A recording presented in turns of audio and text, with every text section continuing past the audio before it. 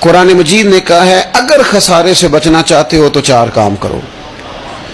ورنہ تمہاری زندگی روز بروز نقصان میں جا رہی ہے، خسارے میں جا رہے ہو، اصل مال بھی ضائع ہو رہا ہے۔ یہ 4 باتیں اگر تم اپنے اندر پیدا کرنے میں کامیاب ہو گئے تو تم خسارے سے بچ گئے۔ کون کون سی؟ الا الذین آمنوا، ایمان لاؤ، پختہ ایمان، یقین کامل کی دولت، یؤمنون بالغیب، غیب پر ایمان، طاقتور قسم کا ایمان، ایسا ایمان کہ جو انسان کو اتنا پختہ کر دے کہ اس کے لیے نیکی کے راستے پہ چلنا آسان ہو جائے اور بدی سے خود بخود اس کی طبیعت اچاٹ ہونے لگے۔ پختہ ایمان ہو، مضبوط، وعاملوا الصالحات، اور پختہ ایمان کے بعد پھر اعمال صالحہ سے اپنے آپ کو آراستہ کرو۔ تمہاری زبان سچ بولے، تمہاری آنکھیں شرم و حیا والی ہوں، تمہارا وجود جب بھی قبول کرے رزق حلال ہی کو قبول کرے، سوچیں ستھری ہوں، نظریات پاکیزہ ہوں، طبیعت خیر خائی والی ہو، کسی کے لیے اچھے جذبات رکھتے ہو، تمہارا وجود نفع بخش ہو، ہمیشہ کسی کا بھلا کرنے کی خواہش طبیعت میں مچلتی رہتی ہو۔ اعمال صالحہ سے اپنے آپ کو آراستہ کرو، صوم و صلات کی پابندی ہو، نماز کا خیال ہو، نماز کے قیام کا خیال ہو، ظاہری باطنی آداب کے ساتھ اللہ کے حضور عبادت کے لیے حاضر ہونا تمہارا جذبہ ہو۔ ایمان اور اعمال صالحہ، یہ 2 خوبیاں، وَتَوَاصَوْا بِالْحَقِّ، پھر ایک دوسرے کو نا حق کی تاکید بھی کرو، میرا بیٹھ نہیں جانا نیک اعمال کر کے۔ حق نے کی ہیں تیرے ذمے دوہری ذمہ داریاں، خود تڑپنا بھی ہے، اوروں کو تڑپانا بھی ہے۔ میرا تو نے خود ہی نہیں تڑپنا، تیری ذمہ داری یہ ہے کہ کسی اور کو بھی تو تڑپائے۔ وَتَوَاصَوْا بِالْحَقِّ، تاکید حق کرنی۔ ہمارے اندر نا ایک بہت بڑا مسئلہ ہے، 2 حکم ہے شریعت کے، ایک ہے امر بالمعروف، ایک ہے نہی عن المنکر، نیکی کا حکم دینا اور برائی سے منع کرنا۔ میں نے دیکھا ہے کہ بڑی کمزوری پائی جاتی ہے، نیکی کی بات لوگ پھر بھی کر لیتے ہیں لیکن نہی عن المنکر، کسی بندے کو برائی سے روکنا، منع کرنا، طبیعت ہوتی ہے گڈ بک میں رہنے کی، مزاج ہوتا ہے سب کی آنکھوں کا تارا بننے کا۔ اپنے گھر کے اندر بھی اتنی جرت کا مظاہرہ نہیں کرتے کہ غلط کو غلط کہہ سکیں، حق بات کی تائید کر سکیں، طاقت ہی نہیں ہوتی۔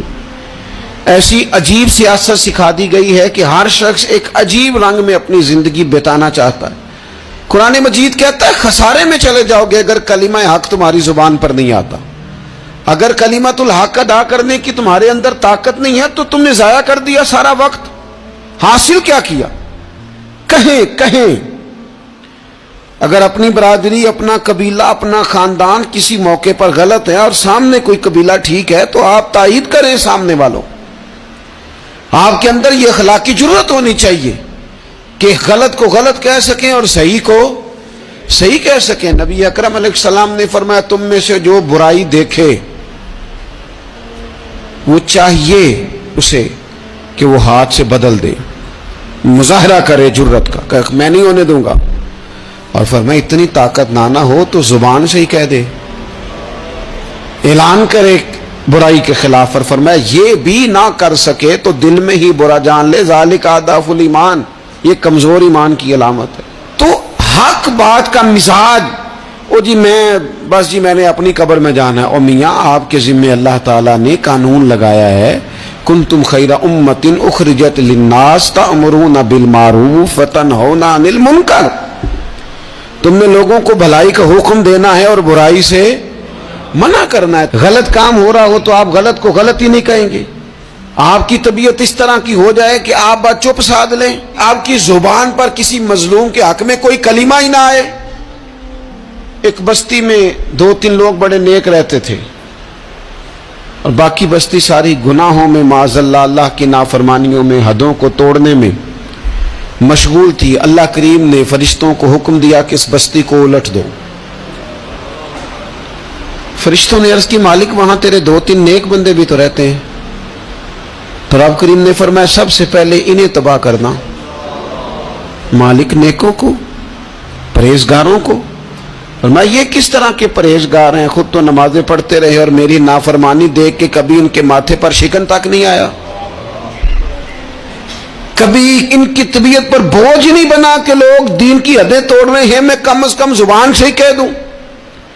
نے کبھی سوچا ہی نہیں کہ شریعت اسلامیہ کو سر عام پامال کیا جا رہا ہے اور کوئی کلمہ ان کی زبان سے ادا نہیں ہوا، پہلے ان لوگوں کو تباہ کرنا خود تڑپنا بھی ہے، اوروں کو تڑپانا بھی ہے، اپنی زندگی میں حق کہنے کا مزاج پیدا کریں، کسی کو روکیں کہ میاں یہاں تو غلط ہے، ہم سے لوگ مشورہ لینے آتے ہیں، ہم ہاں میں ہاں ملا کے گزر جاتے ہیں، اگر آپ کو محسوس ہونا کہ سامنے والا بندہ جو آپ کے پاس بیٹھا ہے وہ بات درست نہیں کر رہا تو یہ جرأت پیدا کریں، اگرچہ حکمت سے کہیں، دانائی سے کہیں، اچھے جملوں کا چناؤ کر کے کہیں، لیکن اس کو کہیں، اس کو سمجھائیں کہ یہاں تو بھی غلطی پہ ہے۔ اور غلطی دلیر لوگ مانا کرتے ہیں، دلیر لوگ، بزدلوں نے بھی کبھی غلطی مانی ہے، بزدل تو اپنی غلطیوں پہ دلیلیں دیتے ہیں، نہیں میرا یہ مطلب تھا، نہیں میں یہ، بزدل ساری زندگی کہتے ہیں میں ناکام ہوا فلانے کی وجہ سے، میں پیچھے رہ گیا فلانے کی وجہ سے۔ او خدا کے بندے تو بزدل ہے، اس لیے تو نہیں، اگر تو طاقتور ہوتا تو کم از کم اپنی غلطی تو اپنے کھاتے میں ڈالتا، تو اپنی غلطیاں بھی کسی کے کھاتے میں ڈال رہا ہے، یہ بزدلی ہے۔ تو فرمایا ایمان لائیں، اچھے اعمال کریں اور حق بات کی تاکید کریں۔ اچھا جب حق بات کی بات کریں گے تو یہ ہو نہیں سکتا پھر تکلیف نہ آئے، پھر مخالفت نہ ہو، پھر ساری دنیا ٹھیک ہے، یہ ممکن نہیں ہوتا، اب مشکل آئے گی۔ تو فوراً کہا وَتَوَاصَوْا بِالصَّبْرِ، ایک دوسرے کو صبر کی وصیت کریں۔ مشکل تو آئے گی، جب آپ حق بات کہیں گے تو کچھ لوگوں کے مفادات پر چوٹ بھی لگے گی، کچھ لوگ مخالفت بھی کریں گے۔ آپ کی زندگی اگر صبر و تحمل والی ہے تو آپ کوئی کام کر جائیں گے، آپ کوئی مشن اس کی تکمیل کر دیں گے اگر مزاج میں صبر ہے، اور اگر صبر نہیں ہے، ٹھہراؤ نہیں ہے، چند قدم نہیں چل سکتے، تھوڑی دیر بھی آپ آگے کی طرف نہیں بڑھ سکتے اگر صبر نہیں۔ ایک تو یہ ہے نا کہ میرا کمپنی میں گزارا نہیں ہوتا، ایک تو یہ ہے نا کہ میرا دوستوں میں گزارا نہیں ہوتا، اور ایک تو یہ ہے نا میرا دفتر میں صبر نہ ہو، ذمہ داری سے کہہ رہا ہوں، صبر نہ ہو تو ماں باپ سے بھی گزارا نہیں ہوتا، میں ذمہ داری سے کہنے لگا ہوں صبر نہ ہو تو بیوی بچوں کے ساتھ بھی گزارا نہیں ہوتا۔ آپ کو صبر کرنا ہے۔ مجھے بتائیے چھوٹا بچہ ہے آپ کا، وہ چھوٹا ہے، اسے پتہ نہیں ہے، وہ کچھ ایسے کام بھی کرتا ہے جو غصے والے ہیں، تو کیا آپ اس بچے کو سزا دیں گے؟ نہیں، آپ صبر کریں گے، آپ سمجھیں گے کہ یہ مقام صبر